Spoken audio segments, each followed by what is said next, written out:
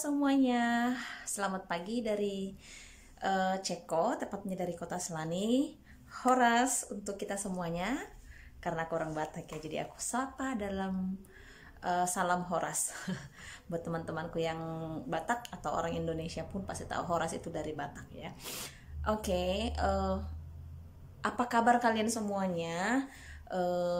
Teman-temanku, saudara-saudaraku, keluargaku, khususnya kedua orang tua aku di Indonesia, di Lumbanjulu, di Toba.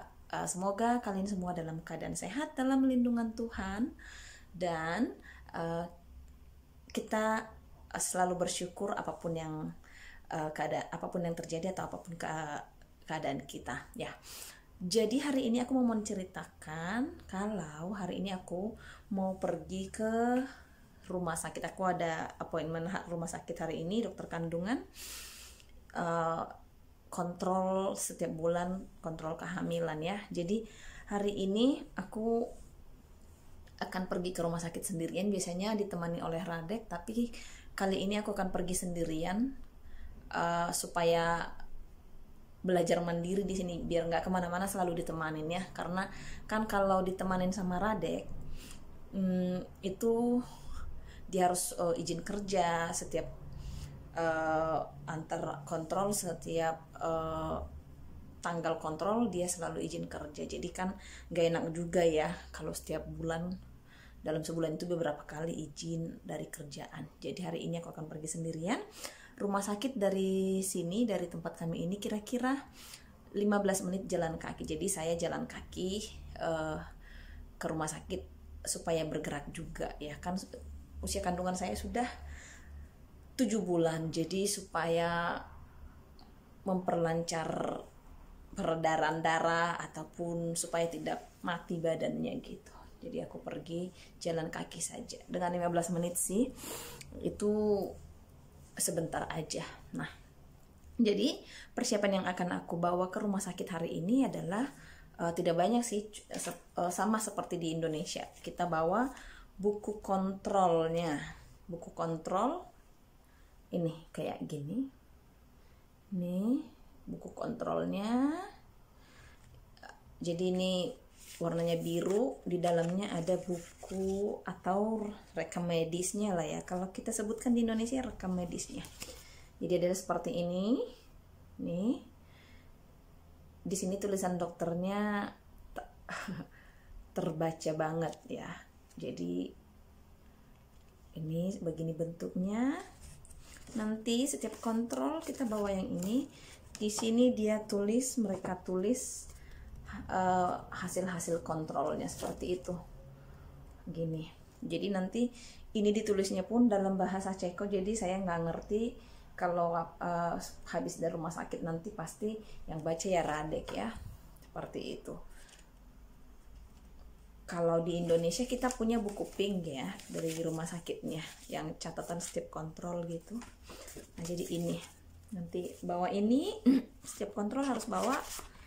Lalu nanti ada kayak setiap kita ke sana ada kayak apa ini namanya, nanti untuk pembayaran asuransi.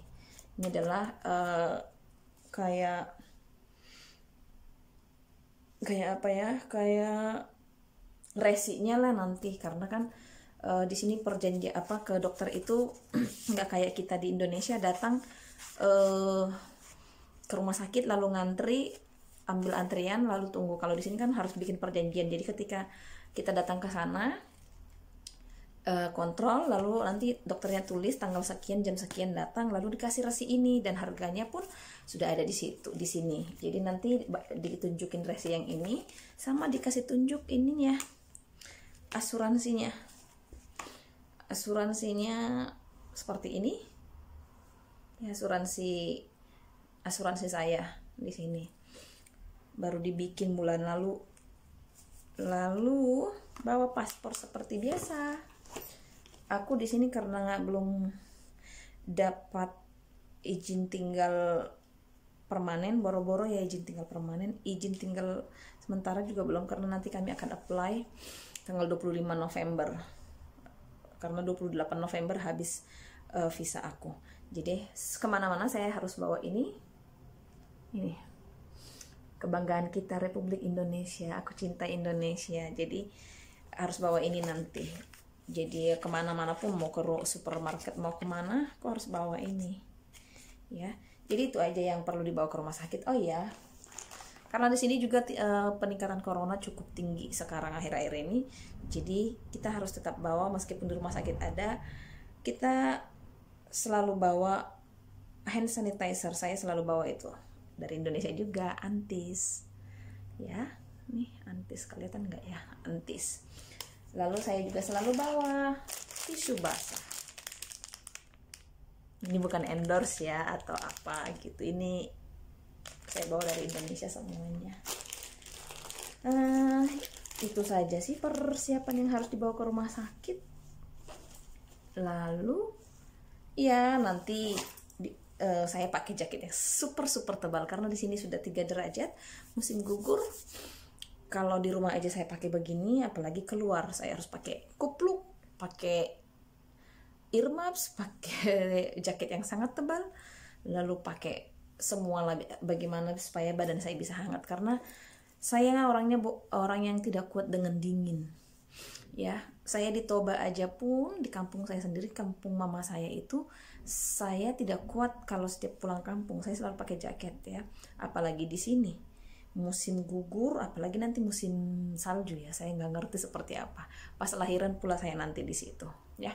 Oke teman-teman, nanti saya lanjut lagi videonya ketika saya on the way ke rumah sakit ataupun setelah balik dari rumah sakit ya. Jadi nanti sampai ketemu di next video. Sekarang aku mau ke rumah sakit. Dingin sekali, lihat. Ini pakaian saya tebel-tebel. Ini aku udah di square dari tadi. Jalan raya macet, berisik banget.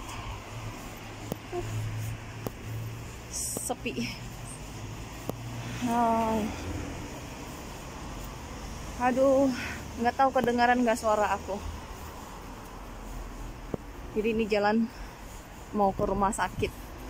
Lihat nih, aku kedinginan.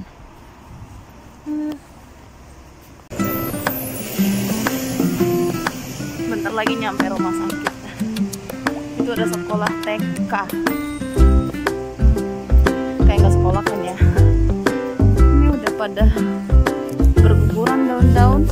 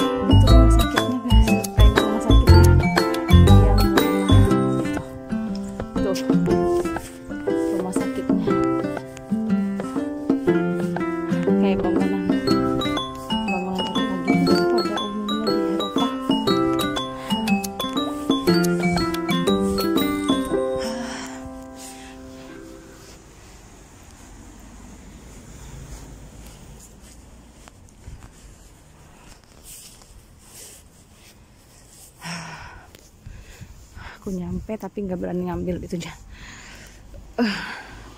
Ambil video ke dalam nanti. Sini aja ya. Di situ ada nih, ada kayak tempat bayi. Kalau kita nggak mau bayinya, kita bisa taruh di sana. Sudah beres dari rumah sakitnya.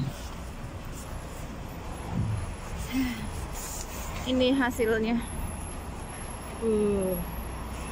Dingin sekali teman-teman. Tadi pas bayar aku mengalami kesulitan di komunikasi. Kasirnya nggak bisa bahasa Inggris sama sekali. Aduh.